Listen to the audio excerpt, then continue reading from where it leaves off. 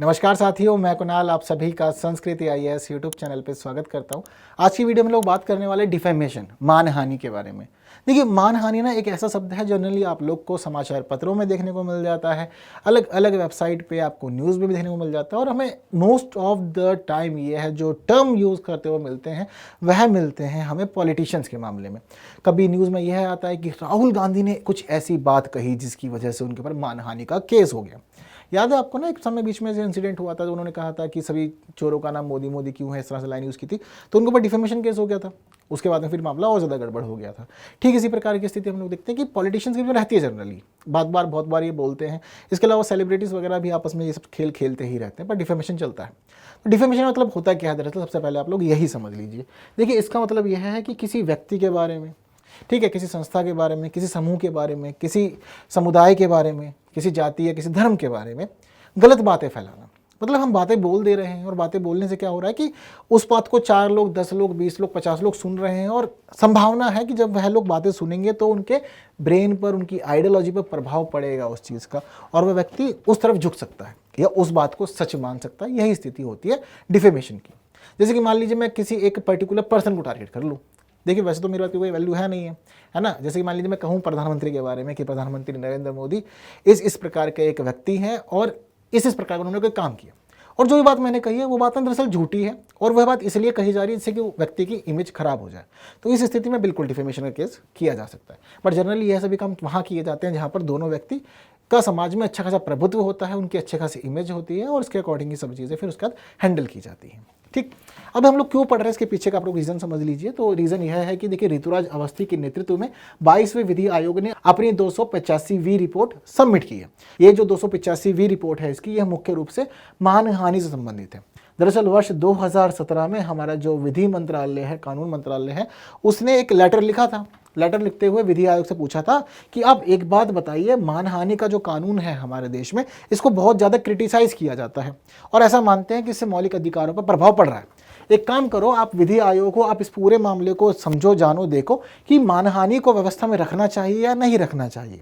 रख सकते हैं तो किस रूप में रख सकते हैं, और उससे अधिकारों पर क्या क्या प्रभाव पड़ रहा है, मौलिक अधिकार किस रूप में प्रभावित हो रहा है, आप बताइए। तो 2017 से ही स्टडी चल रही थी, अब जाकर के 2024 में इसने अपनी रिपोर्ट बताई है। तो रिपोर्ट में मामला सामने यह आया है कि विधि आयोग यह मानता है कि हमारे देश में मानहानि जैसा कानून बनाए रखा जाना जरूरी है, और इसको अपराध की श्रेणी में ही रखा जाना चाहिए। यहाँ पर सहमति दर्ज कर दी है अभी फिलहाल विधि आयोग ने। तो इस वजह से मामला महत्वपूर्ण हो गया, क्योंकि सहमति आ गई है, उन्होंने कहा है कि डिफेमेशन रहना चाहिए व्यवस्था में। तो ज़रूरी है हम हर एक बात को जाने समझें। लेकिन सबसे पहले एक प्रश्न देख लें जो प्री में हम लोगों से पूछा जा सकता है, इसकी संभावना है। यदि चीज़ें पता हैं तो बस कुछ नहीं, आंसर कमेंट कर दीजिए, वरना आते तक देखिए, चीज़ें आपके लिए बहुत खास है। वहीं आप मेंस के लिए भी अच्छा खासा कंटेंट यहाँ पर देख पाएंगे, इसमें भी कोई दो राह बिल्कुल भी नहीं है। चलिए चलते हैं आगे। तो देखिए, कानून और न्याय मंत्रालय ने वर्ष 2017 में पत्र लिखा था, कहा था कि हमें आप एक चीज़ बताइए कि आपराधिक मानहानि को बनाए रखा जाना चाहिए या नहीं। यानी कि मान लीजिए कि आपस में आपने कह दिया, चाहे चुनाव के दौरान कहा है या इसके अलावा किसी और स्थिति में कहा है, लोगों को संबोधित करते हुए कहा है, किसी प्रेस कॉन्फ्रेंस में आपने किसी के बारे में कुछ कह दिया, तो लोग उसको ना मानहानि के रूप में लेते हैं। ठीक है, और उसके बाद सोचते हैं कि मैं एक बड़ा व्यक्ति हूँ, यह बात जो कही गई इससे मेरी छवि खराब होगी, मेरी इमेज प्रभावित होगी, तो मैं मानहानि केस करूँगा। अब सब बड़े बड़े लोग, सबके पास अच्छे अच्छे वकील हैं, पहुँच जाते हैं तुरंत कोर्ट में कि जी मानहानि का केस चलाइए। तो उसको बनाए रखना चाहिए या नहीं रखना चाहिए। बहुत लोग कहते हैं कि भाषण और अभिव्यक्ति की स्वतंत्रता पर प्रभाव पड़ रहा है। मैंने कहा तो दूसरे व्यक्ति के बारे में ना। अब ऐसी स्थिति में मुझे बोलने का अधिकार है, तो क्या उस व्यक्ति को सुनने का अधिकार है, वह अपने बारे में कुछ भी सुने? नहीं, उस व्यक्ति के पास भी अधिकार है कि वह भी मुझे फिर जवाब दे दे इसी भाषा में। यही तो स्थिति होनी चाहिए यहाँ पर ना। मैंने ऐसी बातें, ऐसे शब्दों का उपयोग किया जिससे व्यक्ति की स्वतंत्रता प्रभावित हुई, तो उस सब के बावजूद क्या है कि गलत बातें नहीं कहनी चाहिए। तो फिर भी आप बताइए कि भाषण और अभिव्यक्ति की स्वतंत्रता पर कितना प्रभाव पड़ रहा है, और अगर हम चीज़ों को कुछ मेंटेन करना चाहें तो कैसे मेंटेन कर सकते हैं, पूरी तरह से खारिज करेंगे? आप बताइए अपनी राय। तो इन्होंने सब चीज़ें बताई। यह जो उन्होंने रिपोर्ट पेश की है, इस रिपोर्ट में उन्होंने बताया है कि मानहानि का जो कानून है इसका इतिहास क्या रहा। मतलब बहुत लंबी रिपोर्ट है, पूरी रिपोर्ट हम लोग नहीं पढ़ेंगे, ब्रीफ में पढ़ेंगे, एग्जाम रिलेटेड कंटेंट ही निकालेंगे। इन्होंने बता दिया कि इतिहास किस प्रकार है, कैसे कैसे मानहानि के कानून का चलन शुरू हुआ देश में, परिभाषा क्या है मानहानि कानून की, और अपराध साबित करने के लिए आपके पास क्या क्या आवश्यक शर्तें होनी चाहिए, क्या क्या सबूत होने चाहिए, वह सभी बातें इन्होंने प्रॉपर मेंशन की अपनी रिपोर्ट में। पर इन्होंने यहाँ पर यह भी बातें बताई कि देखिए, यह जो मानहानि का कानून है, यह एक गरिमापूर्ण जीवन और प्रतिष्ठा के अधिकार की सुरक्षा करता है। ठीक जिसी प्रकार जैसे आपको मैंने बताया कि देखिए आपको अनुच्छेद 19 कहता है कि आपको विचार और अभिव्यक्ति की स्वतंत्रता का अधिकार है। आप कह सकते हैं, ठीक है, अपने मन की बातें जो भी आपको ठीक लगती हैं। लेकिन उस सब के बावजूद हम यहाँ पर एक स्थिति यह भी तो देखें कि आपको कहने का अधिकार है, लेकिन अनुच्छेद 21 आपको अपने शरीर पे, अपने सम्मान पे अधिकार देता है। अब एक स्थिति में एक व्यक्ति अपने अधिकारों को यूज करते हुए आपके सम्मान को, आपकी प्रतिष्ठा को चोट पहुंचा रहा है, आपकी इमेज खराब कर रहा है समाज में, क्या इसकी सुरक्षा हो सकती है? क्या इसको बर्दाश्त किया जा सकता है? तो नहीं। यहाँ विधि आयोग ने कहा कि जरूरी है इसको बनाए रखा जाना, क्योंकि जहां हम एक तरफ लोगों को स्वतंत्रता दे रहे हैं बोलने की, वहां स्वतंत्रता को कहीं ना कहीं कट भी करना होगा। यह अधिकार असीमित नहीं होना चाहिए, सीमाएं हर चीज पे होनी जरूरी है। और जिस प्रकार मानहानि का केस हम लोग करते हैं, मानहानि का कानून बनाया हुआ है, यह लोगों के गरिमापूर्ण जीवन और उनके प्रतिष्ठा के अधिकार की सुरक्षा करता है। इस मामले में चीजें हम लोग को समझ लेनी है। हाँ, अगर आप कुछ सुधार करना चाहें या चीजों को समझना चाहें तो अपने काम करना है। आप अभिव्यक्ति की स्वतंत्रता के अधिकार को जोड़ते हुए, साथ लेके चलते हुए आपराधिक मानहानि कानूनों को समझें और इन सबको जोड़ें प्रतिष्ठा के अधिकार की रक्षा के साथ। यदि आप इन तीनों के तीनों पहलुओं में संतुलन बिठा पाते हैं तो बहुत अच्छा है। कानून को भी आप समझ पाएंगे, व्यक्ति के जीवन को भी समझ पाएंगे, सम्मान को भी समझ पाएंगे। हर एक पक्ष समझना जरूरी है। मान लीजिए मैंने कुछ कह दिया, मैंने तो अपनी इमेज अच्छी करने के लिए, अपना वोट बढ़ाने के लिए, या जो भी चल रहा था मुद्दा, उसको ज्वलंत करने के लिए मैंने कहा। दूसरे व्यक्ति की प्रतिष्ठा तो हानि हुई ना इस दौरान। जरूरी है कि मैं उस चीज को भी समझूं। यह बात यहां पर इन्होंने कही, इसलिए कहा कि तीनों पक्षों में संतुलन जरूरी है। हाँ, इन्होंने यह भी माना कि बिल्कुल दुरुपयोग भी हो सकता है, और जब दुरुपयोग होगा तो उसने बताया कि असहमति और स्वतंत्र भाषण को दबाया जा सकता है इसके माध्यम से। लेकिन जरूरी है कि आप अपने पक्षों को ध्यान रखें कि मानहानि में कौन कौन से पक्ष शामिल हैं और जो मामला है वह मानहानि में आता है या नहीं आता।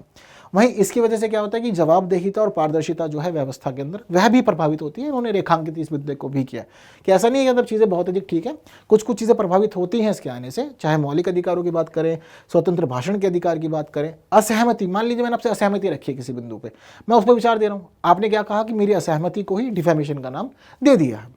और जवाबदेहिता और पारदर्शिता तो प्रभावित हो ही रही है, क्योंकि जब मैं बातें नहीं बोलूंगा तो दबी रहेंगी, जिससे पारदर्शिता नहीं हो पाएगी। चीज़ें क्लियर हैं सारी। तो यह बिंदु इस प्रकार से उन्होंने पूरी की पूरी रिपोर्ट प्रस्तुत कर दी है, लेकिन सहमति दिखाई है कि हाँ, चीज़ों का होना जरूरी है, आपराधिक मानहानि व्यवस्था में रहनी चाहिए, तो बनी रहेगी आगे भी। इतना क्लियर है। थोड़ी सी खास बातें और समझते हैं विषय के बारे में। इसकी मानहानि होती क्या है? मानहानि का मतलब होता है कि आप झूठे बयान दे रहे हैं, दूसरे की छवि खराब करने के लिए आप गलत बातें कह रहे हैं। अब दूसरे में कोई भी हो सकता है, कोई व्यक्ति भी हो सकता है, समूह हो सकता है, सरकार भी हो सकती है, धर्म हो सकता है, राष्ट्र हो सकता है, या किसी उत्पाद की हम बात भी कर सकते हैं, कुछ भी हो सकता है। हम चाहते हैं कि मार्केट में उसकी वैल्यू डाउन हो, उसकी इमेज खराब हो, उसकी जो सम्मान है उसको हानि पहुंचे, उसकी प्रतिष्ठा को हानि पहुंचे। उस दौरान हम क्या कर रहे हैं? झूठे बयान दे रहे हैं, मतलब गलत बातें कह रहे हैं जो एग्जिस्ट ही नहीं करती। हम लोगों ने ऐसी बातें कह दी जा करके, ठीक है। तो आजकल वैसे आप लोग रील भी बहुत बना रहे हैं, शॉर्ट्स बना रहे हैं, बहुत हर जगह पे दिखाई भी दे रही है। ये भी मिथ्य ही है एक प्रकार से, बस एंटरटेनमेंट पर्पस से ही काम चल रहा है ये वाला भी, ठीक है। तो इमेज खराब करने की वजह से अगर कुछ आपने कह दिया है, असत्य कथन कहा है, या फिर आपने बयान दिए, तो गलत है। और ये जो मानहानि की स्थिति है ना, ये किसी भी रूप में हो सकती है। आप चाहे तो लिख के कर दें, आपने लिखा और आप लिख इस प्रकार से रहे हैं कि आपकी बातों का बहुत अधिक प्रभाव है, आपके पास लोग हैं जो आपकी बातों को सुनेंगे और सच मान लेंगे, तब जाकर के मानहानि का मामला जो है वो सीरियस हो जाता है। आप लिख रहे हैं, लिखने के साथ साथ आपने कहीं पे आगे बोल दिया, आपके बोलने का प्रभाव है, तो भी आपके मानहानि केस होता है। आप कार्टूनिस्ट हैं, आप चित्र बनाते हैं, आपने बना दिया कोई चित्र ऐसा जिससे मानहानि का फर्क पड़ रहा है, तो भी आपके खिलाफ कार्रवाई हो सकती है, मानहानि का मामला आपके सामने भी आ सकता है। यह दो प्रकार से होती है जनरली, नागरिक दोष हो सकता है और एक आपराधिक कृत्य। जनरली इसका अर्थ सिर्फ इतना है कि नागरिक स्थिति जो होती है, सिविल केस में ये होगा कि आपको बोला जाएगा कि आप कंपनसेट करें अमाउंट के रूप में, यानी कि आपको एक धन राशि देनी पड़ेगी कंपनसेशन के लिए। आपराधिक वाली स्थिति में होगा कि आपको जेल में सजा काटनी पड़ेगी। कैसे काटेंगे? तो देखिए, जो भी व्यक्ति है जिसके साथ मानहानि की घटना हुई है, यानी कि जिसके सम्मान को चोट पहुंचाई गई है, उस व्यक्ति को जिस दिन घटना हुई है, घटना के 2 वर्ष के भीतर वह कभी भी मामला दर्ज कर सकता है। ये उसको अधिकार मिला हुआ है कानून के तहत। और यदि वह इस दौरान कभी भी कोई भी एक्शन लेता है, यानी कि 2 वर्ष की अवधि में कभी भी केस दर्ज कर देता है, मामला सही पाया जाता है, तो उस स्थिति में जो कहानी चलेगी वह चलेगी भारतीय दंड संहिता की धारा 499 के तहत। अभी भारतीय न्याय संहिता लागू नहीं हुआ है, तो दंड संहिता ही समझते हैं, न्याय संहिता लागू हो जाएगा, काम चलेगा, तो उसके अकॉर्डिंग समझेंगे चीज़ों को। तो भारतीय दंड संहिता की धारा 499 के तहत कहा गया है किन किन आधारों पर मानहानि होगी। तो लिखित, मौखिक, चित्रित या दृश्य के माध्यम से मिथ्या या भ्रामक जानकारी फैलाना, किसी व्यक्ति या प्रोडक्ट की इमेज खराब करना, किसी समूह की इमेज खराब करना, किसी समाज की इमेज खराब करना, समुदाय की इमेज खराब करना, देश की इमेज खराब करना, ऐसा कुछ भी काम आप करेंगे तो मानहानि के तहत आ जाएगा। यह बात हुई है कि मानहानि दरअसल होता क्या है। परिभाषा जो है वह धारा 499 में है, इसके लिए सज़ा जो होगी वह धारा 500 में लिखी हुई है। और धारा 500 कहती है कि मानहानि के लिए सज़ा जो होगी उसमें 2 वर्ष का कारावास शामिल है और जुर्माना भी शामिल है।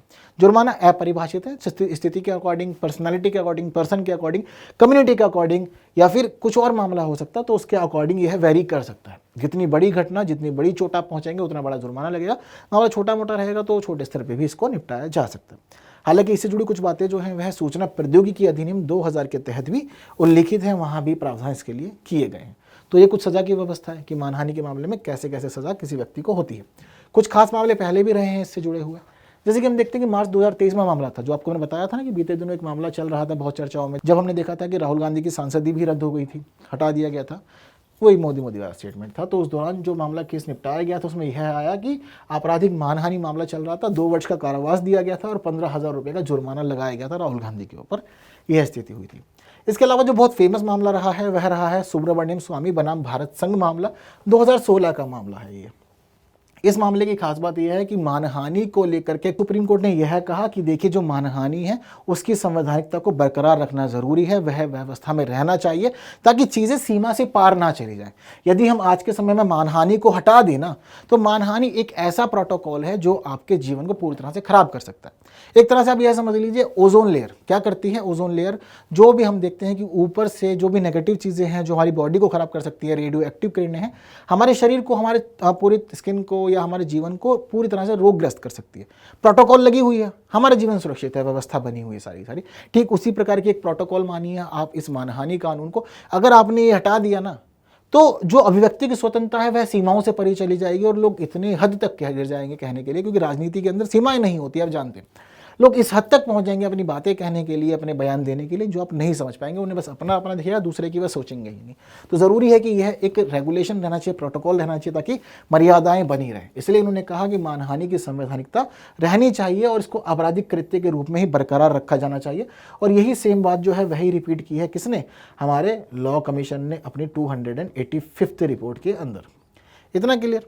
इसके साथ साथ विचार और अभिव्यक्ति की स्वतंत्रता पर यह एक उचित प्रतिबंध है, यह भी उन्होंने माना। बहुत सारे लोग यही कहते हैं ना कि विचार और अभिव्यक्ति की स्वतंत्रता जो है वह इसके माध्यम से प्रभावित हो रही है। इन्होंने कहा कि प्रभावित हो रही है, कोई दिक्कत नहीं। क्या ही दिक्कत आ रही है? क्यों? क्योंकि अगर आप अच्छी बातें कह रहे हैं, सही बात कह रहे हैं और मर्यादित शब्द हैं, आपके जो भी बातें हैं तर्क संगत हैं, एक्सेप्ट की जाएंगी समाज में, सरकार को भी एक्सेप्ट करनी होगी, इसमें कोई दो राय नहीं है। न्यायालय बैठा हुआ है, सब चीज़ें यदि आप व्यवस्थित रूप में चलाएंगे सब कुछ ठीक है। लेकिन आपको किसने कहा कि आप भ्रामक चीज़ें फैलाएं, आप किसी की इमेज खराब करने के लिए किसी भी हद तक गिर जाएं, कुछ भी बोलें? हर एक चीज़ पे इसलिए सीमा होना ज़रूरी है, ये आपको समझना होगा। तो विचार और अभिव्यक्ति की स्वतंत्रता पर कुछ प्रतिबंध रहे, यह खुद न्यायालय ने स्वीकार भी किया है। जनरली हम जब लोग पॉलिटी पढ़ते हैं तो पॉलिटिकल थॉट्स के अंदर हमें पढ़ने को यही मिलता है कि स्वतंत्रता जो है होती है ना, 2 प्रकार की होती है, सकारात्मक स्वतंत्रता और नकारात्मक स्वतंत्रता। नकारात्मक स्वतंत्रता मतलब आप स्वतंत्र हैं, जो मन करे करो। किसी को छुरा मारना है, जहर देना है, किसी को फांसी पर लटका देना है, किसी को गोली मारनी है, स्वतंत्र है। क्योंकि आपको स्वतंत्रता मिल गई ना, आप कुछ भी कर सकते हैं, कुछ भी करने की स्वतंत्रता है। लेकिन सकारात्मक स्वतंत्रता कहती है कि आप स्वतंत्र हैं लेकिन आपकी स्वतंत्रता पर प्रतिबंध है। आपकी स्वतंत्रता वहां जाके खत्म हो जाएगी जहां दूसरे व्यक्ति की स्वतंत्रता शुरू हो रही है। इस दायरे को समझना होगा, तभी आप सकारात्मक स्वतंत्रता की सीमाओं में रह सकते हैं। यही एक व्यवस्थित तरीका है। तो यह था पूरा मामला। मानहानि से जुड़ी हुई सभी चीज़ें ध्यान रखिएगा, केस क्या रहा वह भी ध्यान रखिएगा, यह भी ध्यान रखिएगा लॉ कमीशन ने क्या क्या बातें कही हैं। एग्जाम में कहीं भी लिखने को आपको मिल सकती है। और मानहानि का मामला वर्ष भर अमूमन चर्चाओं में रहता है, यह भी हम देखते हैं। तो अपने नोट्स जरूर बना लीजिएगा। प्री का जो क्वेश्चन है वह कुछ इस प्रकार का हो सकता है। तो आप चीज़ें समझ गए हैं तो बस आंसर कॉमेंट कर सकते हैं। इतना ही बेहद सरल सा काम आप लोग के लिए यहाँ पर रहेगा। ठीक, तो सेशन पसंद आए तो बाकी साथियों तक जरूर शेयर करें, उनको भी बताइए चीज़ें, और लाइक के बिना नहीं जाइएगा। आपको आंसर चाहिए होगा तो देखिए वह आपकी स्क्रीन पर है। उम्मीद करता हूँ कि आपने सही आंसर बताया होगा। हम लोग अगली वीडियो में मिलते हैं कुछ नई बातों के साथ। तब तक के लिए मुझे विदा दीजिए। Thank you so much.